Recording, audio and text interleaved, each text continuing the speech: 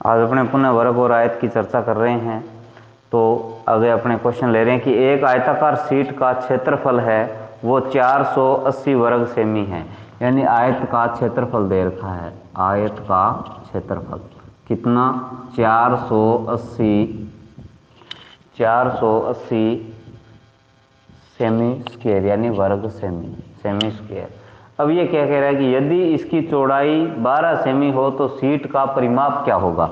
यानी आयत की चौड़ाई है वो कितनी दे रखी है 12 सेमी। तो मैं ये कह देता हूँ कि भाई आयत का क्षेत्रफल होता क्या है। तो आयत का क्षेत्रफल होता है, ये होता है लंबाई गुणा चौड़ाई। अब मैं इसके बराबर इसके क्षेत्रफल को लिख लेता हूँ। तो ये है 480। तो लंबाई गुणा चौड़ाई के बराबर 480 है। चौड़ाई 12 दे रखी है, अपने को लंबाई पता करनी है। तो लंबाई इंटू 12 बराबर 480। जब 12 गुणा में है तो इधर भाग में जाएगा और भाग देंगे तो क्या आएगा, लंबाई के बराबर 480 बटा में 12। तो 12 का भाग देंगे, लंबाई कितनी आ जाएगी 40। तो ये 40 आ गई अपने पास। अब देखो इसका इसने परिमाप पूछा है। परिमाप पूछा है तो आयत का परिमाप क्या होता है। आयत का परिमाप 2 गुणा लंबाई प्लस चौड़ाई होता है, यही होता है। तो 2 इंटू लंबाई और चौड़ाई का योग कर देते हैं। लंबाई है 40, चौड़ाई है 12, तो 40 प्लस 12, तो ये कितना आ जाएगा 2 इंटू 62। और जब 62 को 2 से गुणा करेंगे तो कितना आ जाएगा 124 सेमी आ जाएगा।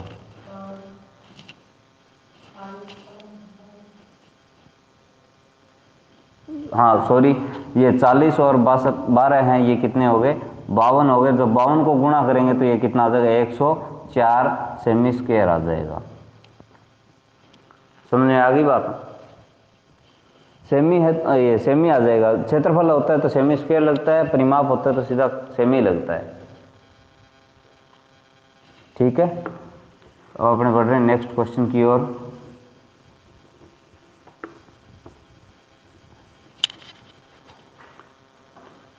नेक्स्ट क्वेश्चन है किसी वर्ग का परिमाप 24 सेमी है और किसी आयत की लंबाई 8 सेमी है। यानी वर्ग का परिमाप 24 है, वर्ग का परिमाप 24 है, आयत की लंबाई कितनी है 8 सेमी है। आयत की लंबाई 8 सेमी है। यदि वर्ग और आयत के परिमाप बराबर हों, यानी वर्ग और आयत के परिमाप बराबर हो, तो मैं ये कह सकता हूं कि जो वर्ग का परिमाप है वही किसका परिमाप है, आयत का परिमाप है।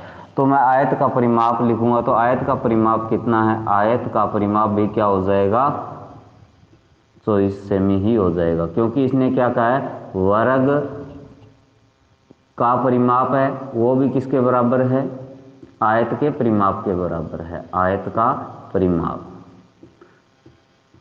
तो जब इसने स्वयं ये कहा कि वर्ग का परिमाप आयत के परिमाप के बराबर है, तो मैं वर्ग के परिमाप को आयत के परिमाप के बराबर लिख सकता हूं। तो आयत का परिमाप क्या हो गया 24 हो गया, और आयत का परिमाप क्या होता है 2 गुणा लंबाई प्लस चौड़ाई होता है। तो ये है 24, 2 गुणा में लंबाई कितनी है इसकी आयत की तो दे रखी है 8, प्लस बच गई क्या चौड़ाई। अब देखो 2 गुणा में है इस तरफ से तो यहाँ जाएगा भाग में, तो ये 8 प्लस में क्या बचेगी चौड़ाई। और जब 2 का भाग देंगे इस 24 के अंदर तो कितना आ जाएगा 12। अब देखो 8 प्लस का है, दूसरी तरफ किस में जाएगा माइनस में, तो चौड़ाई कितनी आ जाएगी 12 के अंदर, अपने 12 में से 8 माइनस कर लेंगे तो कितना बचेगा 4। तो इसकी चौड़ाई कितनी आ गई 4 सेमी आ गई। अब इसने क्या पूछा है कि आयत का क्षेत्रफल क्या होगा। तो आयत का क्षेत्रफल क्या होता है लंबाई गुणा चौड़ाई होता है, आयत का क्षेत्रफल। तो ये क्या होता है लंबाई गुणा चौड़ाई। लंबाई इसने दे रखी है 8 और चौड़ाई अपने निकाल ली है कितनी 4। तो 8 गुणा 4 कितना आ गया 32 सेमी स्क्वायर आ गया। ठीक है, नेक्स्ट क्वेश्चन की तरफ चल रहे हैं अपने। समझ में आ गया होगा।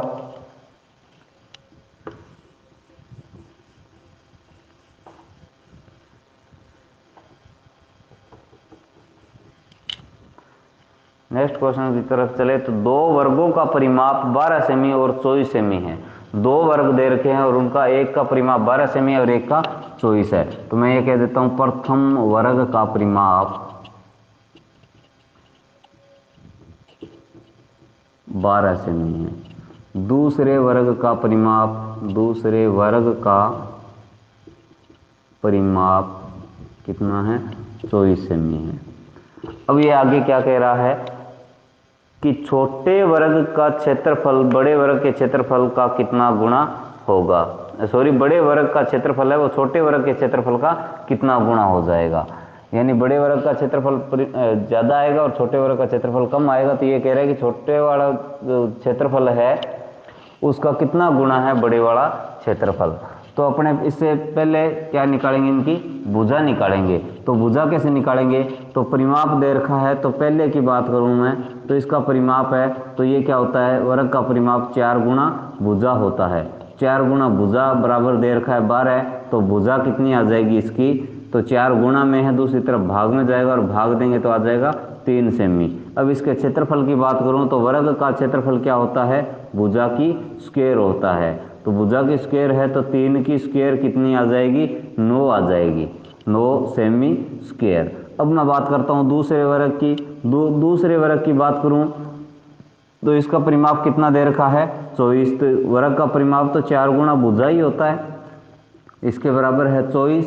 तो भुजा के बराबर कितना आ जाएगा, 4 गुणा में दूसरी तरफ भाग में जाएगा तो कितना आ जाएगा, 6 सेमी। अब इसके क्षेत्रफल की बात करूं तो क्षेत्रफल क्या होगा, वर्ग का क्षेत्रफल भुजा स्क्वायर ही होगा, तो 6 की स्क्वायर करेंगे तो कितना आ जाएगा, 36 सेमी स्क्वायर। अब ये कह रहा है कि बड़े वाला वर्ग का क्षेत्रफल है वो छोटे वाले वर्ग के क्षेत्रफल का कितना गुणा है। तो मैं ये कहूँ कि 36 के अंदर 9 का भाग देंगे तो कितना आएगा, बड़े वाले क्षेत्रफल में से छोटे वाले क्षेत्रफल का भाग देंगे तो कितना आएगा, 4, और ये क्या है, 4 गुणा है। या फिर अपने यूं कहें कि 9 को किससे गुणा करें कि 36 बन जाए, तो मैं ये कहूँगा 4 से गुणा करेंगे तभी 36 बनेंगे, तो यही है इसका 4 गुणा।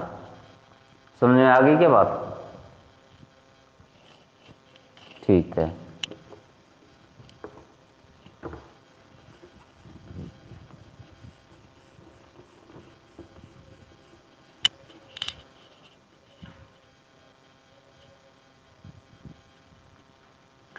अब देखो आगे एक नेक्स्ट क्वेश्चन है, वो चतुर्भुज से संबंधित है, चतुर्भुज समलम चतुर्भुज से। तो ये कह रहा है कि किसी समलम चतुर्भुज का परिमाप 58 है, यानी समलम की चारों भुजाओं का योग है वो कितना है, 58 है। इसकी असमांतर भुजाओं की लंबाइयों का योग 20 है, यानी समलम का परिमाप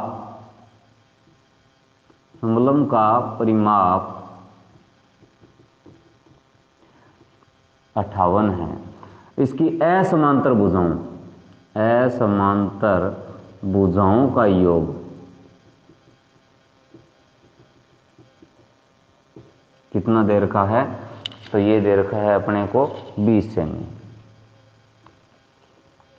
देखो समलम चतुर्भुज है इस प्रकार से होता है, यानी 2 भुजाएं समांतर होती है और 2 असमांतर होती है। तो ये कह रहा है कि इसका प्लस इसका, इन दोनों का योग है वो कितना है, 20 है, और पूरे का जोड़ 58 है। तो मेरे को ये बताइए कि इन दोनों का क्या बचेगा पीछे, तो इन 2 का 20 है, 4 का 58 है, तो इन दोनों का जोड़ कितना बचेगा, यानी समांतर भुजाओं का योग क्या होगा। समांतर भुजाओं का योग तो अपने क्या करेंगे, 58 में से इस 20 को घटा लेंगे तो कितना आ जाएगा, 38 सेमी आ जाएगा। अब इसने क्या कहा है कि इसका क्षेत्रफल है वो 152 है, क्षेत्रफल समलम का क्षेत्रफल, यानी समलम चतुर्भुज की बात चल रही है तो इसका क्षेत्रफल कितना दे रखा है, 152 सेमी स्क्वायर। अब देखो समलम चतुर्भुज का क्षेत्रफल होता क्या है, 1/2 गुणा समांतर भुजाओं का योग, समांतर भुजाओं का योग गुणा में क्या होता है, उनके बीच की दूरी, या यूं कहें कि ऊंचाई, समांतर भुजाओं की ऊंचाई।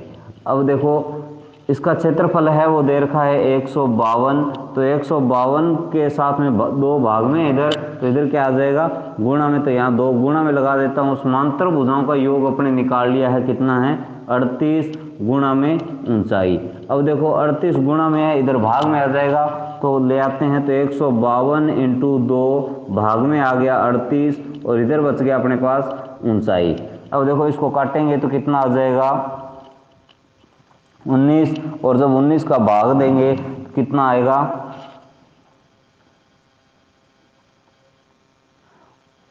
8 है, तो 19 8 152 होते हैं, तो 8 बार आ जाएगा, यानी 8 सेमी आ जाएगी इसकी क्या ऊंचाई। और इसने यही पूछी है कि समलंब चतुर्भुज की ऊंचाई क्या होगी। समझ में आ गया क्या क्वेश्चन? ठीक है, चलते अपने नेक्स्ट क्वेश्चन की ओर।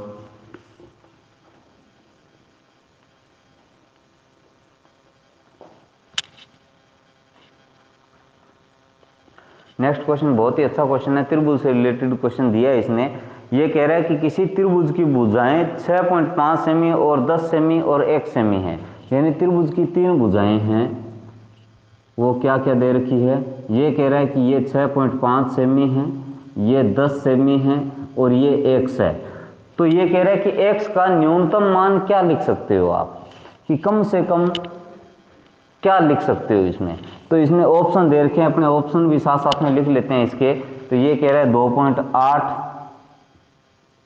3.5, 4 और चौथा ऑप्शन दे रखा है 4.5। तो अपने ये जानते हैं भी न्यूनतम की बात आ रही है, तो इन दोनों भुजाओं का अंतर, इन दोनों भुजाओं के अंतर से क्या है, छोटी नहीं होनी चाहिए तीसरी भुजा। यही तो बात अपने पढ़ी है ना त्रिभुज में, कि दो भुजाओं के योग से तीसरी भुजा क्या होती है, छोटी होती है। दो भुजाओं के अंतर से तीसरी भुजा क्या होती है, बड़ी होती है। तो इन दोनों का अंतर जब निकालेंगे तो इन दोनों का अंतर क्या आ जाएगा 3.5, यानी 3.5 से क्या होनी चाहिए भुजा, बड़ी होनी चाहिए। इसका मतलब 3.5 तो अपने नहीं ले सकते, 3.5 नहीं ले सकते, क्योंकि 3.5 से क्या होनी चाहिए, बड़ी होनी चाहिए। तो इसके अंदर ऑप्शन क्या आ जाएगा, सी 4 हो जाएगा। न्यूनतम कम से कम 4.5 भी हो सकता है, लेकिन कम से कम 4 आएगा इसमें। अगर ये 3.6 भी अपने को देता तो ये 3.6 राइट होता है यहाँ पे, 4 से पहले। समझ में आ गई ना बात?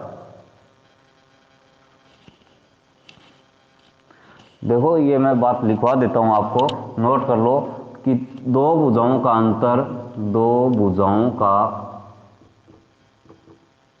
अंतर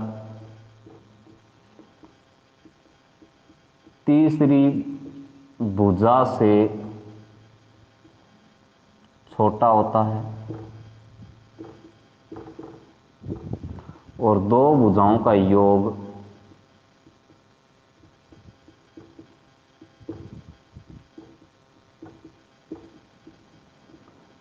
तीसरी भुजा से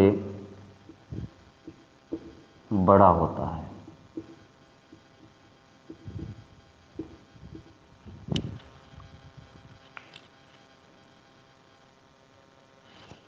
ठीक है, स्क्रीनशॉट ले लो इसका। ठीक है,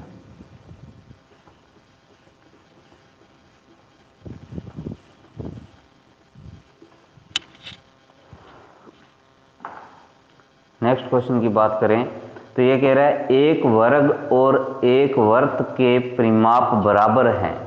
एक वर्ग और एक वर्त का परिमाप है वो बराबर है, तो वर्ग के क्षेत्रफल का वर्त के क्षेत्रफल से अनुपात ज्ञात करना है कि अनुपात क्या होगा। सबसे पहले इसने जो बात कही है वो देखते हैं कि वर्ग का परिमाप किसके बराबर है, वर्त के परिमाप के। वर्त का परिमाप, वर्ग का परिमाप बराबर क्या है, वर्त का परिमाप है। और वर्त का परिमाप अपने कैसे ज्ञात कर सकते हैं, जो वर्त की परिधि ज्ञात करते हैं वही क्या होता है, वर्त का परिमाप होता है। क्लियर होगी बात? तो अपने कोई एक ऐसी संख्या मान ले जो आसानी से कट सके दोनों के अंदर ही। तो मैं ये मान लेता हूं कि 44 सेमी है और इसका भी क्या है 44 सेमी है। अब देखो कि वर्ग का परिमाप, तो वर्ग का परिमाप है तो वर्ग की भुजा ज्ञात कर सकते हैं ना। वर्ग का परिमाप, तो वर्ग का परिमाप क्या है 44 है और ये क्या होता है 4 गुणा भुजा होता है, तो 4 गुणा के भुजा के बराबर है 44, तो भुजा के बराबर क्या आ जाएगा, 4 का भाग दे देंगे तो कितना आ जाएगा, 11 सेमी आ जाएगा। अब मैं बात करता हूँ वर्त का परिमाप या वर्त की परिधि। वर्त की परिधि क्या होती है, 2 पाई r होती है। तो वर्त की परिधि है 44 और इधर है 2 इंटू 22/7 गुणा में r। अब देखो 2 और 22 दोनों गुणा में है तो ये तो चले जाएंगे भाग में, और 7 भाग में है तो इधर जाएगा गुणा में। इधर क्या बचेगा अपने पास, r बचेगा। तो ये क्या आ जाएगा, 44 इंटू 7 बटा में 2 गुणा 22। 22 से काटेंगे, 22 दूए 44, 2 से 2 कट गया, पीछे r का मान कितना आ गया, 7 आ गया। अब इसने क्या कहा है अपने को कि वर्ग के क्षेत्रफल का वर्त के क्षेत्रफल से, यानी वर्ग का क्षेत्रफल बटा में क्या है, वर्त का क्षेत्रफल। तो वर्ग का क्षेत्रफल क्या होता है, भुजा की स्क्वायर होता है, और वर्त का 2 पाई पाई r स्क्वायर होता है। तो वर्ग का है तो भुजा की स्क्वायर है, तो वर्ग की भुजा कितनी दे रखी है अपने को, 11 दे रखी है। 11 गुणे 11 बटा में पाई का मान क्या होगा, 22/7 गुणा में r का मान 7 इंटू 7 आ जाएगा। तो 7 से 7 कट जाएगा, 11 से काटेंगे तो 11 दूए 22। अब देखो जो बचेगा 11 बटा में 2 7 14, तो 11:14 आ जाएगा इसका आंसर। बताओ समझ में आ गई क्या बात, कि ये अनुपात कैसे निकाला है।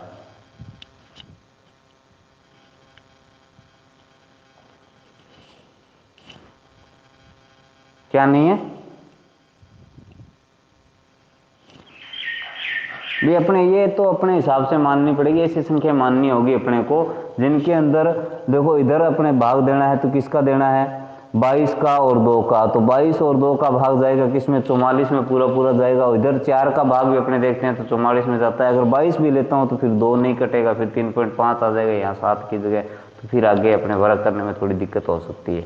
इसलिए अपने ऐसी संख्या ले लेंगे आसानी से जो वर्ग का परिमाप से भी पूरी पूरी कट जाए, यानी 4 से, और वर्ग के परिधि है वो 2 गुणा 22 से भी पूरी पूरी कट जाए। तो ऐसी संख्या 44 है अपने पास, ठीक है ना।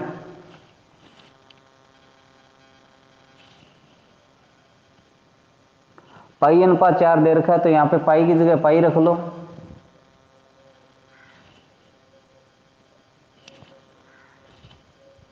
ठीक है ना।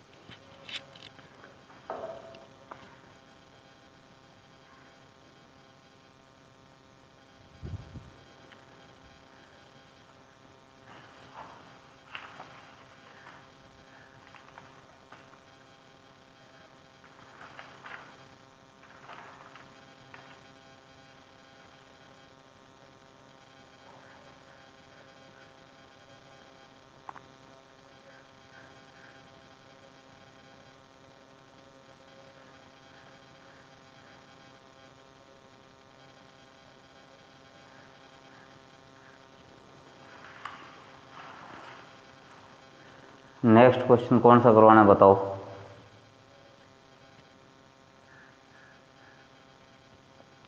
हाँ बताओ कौन सा करवाना है बीच में। 35वां 37वां। समलंब के आकार के एक खेत का क्षेत्रफल 720 मीटर स्क्वायर है। 2 समांतर भुजाओं के बीच की दूरी 20 है। उनमें से एक समांतर भुजा की लंबाई 35 है, दूसरी समांतर भुजा की लंबाई कितनी होगी। तो अपने देखो इसमें क्या कह रहा है, समलंब का क्षेत्रफल है, और समलंब का क्षेत्रफल अपने अभी देखा था क्या होता है, 1/2 इंटू समांतर भुजाओं के बीच की दूरी और गुणा में क्या होता है, ऊंचाई। समांतर भुजाओं का योग और गुणा क्या होता है, उनके बीच की दूरी होती है, यानी ऊंचाई होती है। अब क्षेत्रफल है ये अपने इसने दे रखा है कितना, 720। ये आ गया 720, 1/2 गुणा समांतर भुजाओं का योग योग नहीं दे रखा है, इसने एक भुजा दे रखी है 35, तो मैं ये कह सकता हूँ दूसरी भुजा x हो जाएगी, 35 प्लस x हो जाएगा ना इसका योग। अब ये क्या कह रहा है ऊंचाई, तो ऊंचाई की बात करूँ तो इनके बीच की दूरी दे रखी है वो 20 है, यही अपनी क्या है ऊंचाई है। अब देखो यहाँ पे 20 गुणा में है, भाग में जाएगा, 2 भाग में है, गुणा में जाएगा तो क्या आएगा 720 गुणा 2 बटा में 20, 0 से 0, 2 से 2, तो ये 72 किसके बराबर आ गया 35 प्लस x के बराबर आ गया। 35 प्लस का इधर माइनस में जाएगा, 35 घटाएंगे तो कितना आ जाएगा 37 आ जाएगा ये x का मान।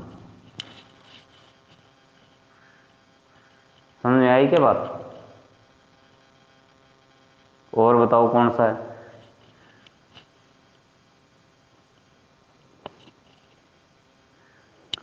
उनचालीसवां। ए बी सी डी एक वर्ग है, ए बी एक्स प्लस 16 है, बी सी 3x है, वर्ग का परिमाप क्या होगा? सबसे पहले अपने एक वर्ग बनाते हैं।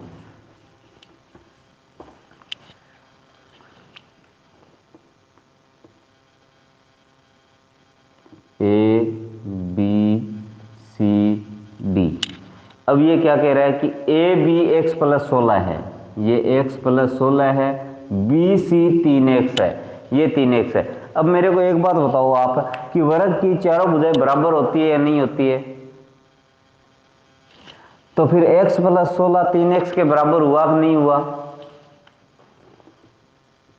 तो 3x के बराबर x प्लस 16 हो जाएगा।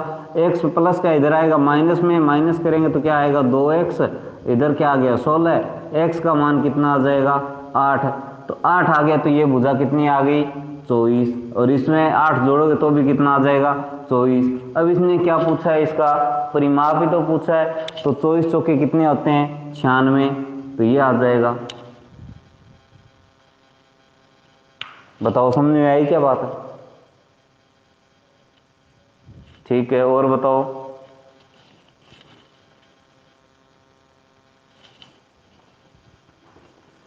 और तो नहीं है?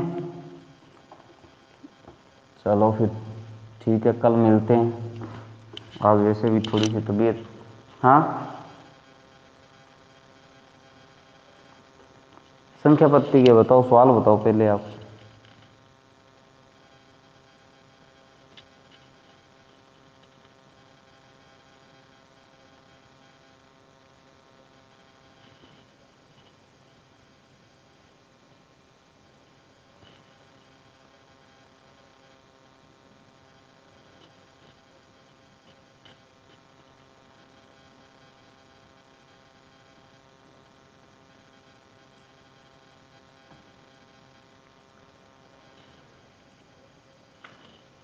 क्या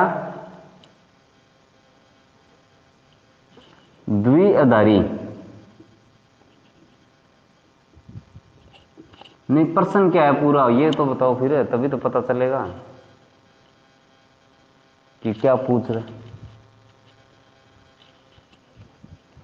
अच्छा, 20 को बाइनरी में, 20 को बाइनरी में लिखना है तो देखो 20 के अंदर 2 का भाग दो, 2 का भाग दोगे कितनी बार जाएगा 10 बार, पूरा पूरा चला जाएगा ना, यानी शेषफल क्या बचा 0 बचा। ठीक है, अब आगे अपने पास आ गया 10, 10 के अंदर 2 का भाग दो कितना बार जाएगा 5 बार, पूरा पूरा जा रहा है ना, यहाँ पे भी 0। फिर 5 के अंदर 2 का भाग दो कितनी बार जा रहा है 2 बार, कितना आ गया 4, यानी एक शेषफल बचा। फिर 2 के अंदर 2 का भाग दो कितनी बार गया 1 बार, शेषफल 0। ठीक है ना, तो अब यहां से संख्या उठानी है 1, फिर 0, फिर 1, फिर 0 और 0, ये आ जाएगा। यही है क्या? देखो थोड़ा सा मेरे याद नहीं है, यही है। ठीक है, यहां से ठीक है ना। अब बाइनरी को अगर आपको वापिस इसमें बदलना हो साधारण संख्या में, तो कैसे बदलेंगे? अब ये जैसे अपने 2 का भाग दिया है ना, 2 का भाग दिया, वही तो काम करना है। इस 1 में भी तो 2 का ही भाग देना है ना। यहां देखो 2 का भाग दिया, 2 का भाग कितनी बार दिया अपने? 1 2 3 4 5, 5 बार दिया है ना। बस यही चलेगा। अब देखो सबसे पहले 0 है, 0 गुणा 2 की पावर 0, ठीक है, प्लस फिर 0 है, 0 गुणा 2 की पावर 1, फिर प्लस 1 है, 1 गुणा 2 की पावर 2, फिर प्लस 0 गुणा 2 की पावर 3, फिर प्लस 1 गुणा 2 की पावर 4। अब देखो 2 की पावर 0 से 1 से 0 को किसी से भी गुणा करें तो ये तो 0 ही बन जाएगा ना। यहां भी 0 से गुणा करेंगे, क्या बन जाएगा? 0। 2 की पावर 2 कितनी हो गई? 4, 4 को 1 से गुणा करेंगे कितना आ जाएगा? 4, प्लस 2 की पावर 3 को 0 से गुणा करेंगे तो क्या बनेगा? 0। 2 की पावर 4 कितनी होती है? 16। 16 में 1 से गुणा करेंगे तो कितना आ जाएगा? 16। इन सब का जोड़ देखो कितना आ गया?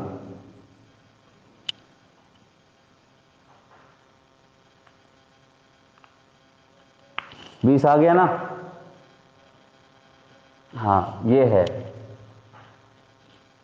अब बताओ, और बताओ। नंबर सिस्टम में वैसे बाइनरी आपके लगती नहीं है,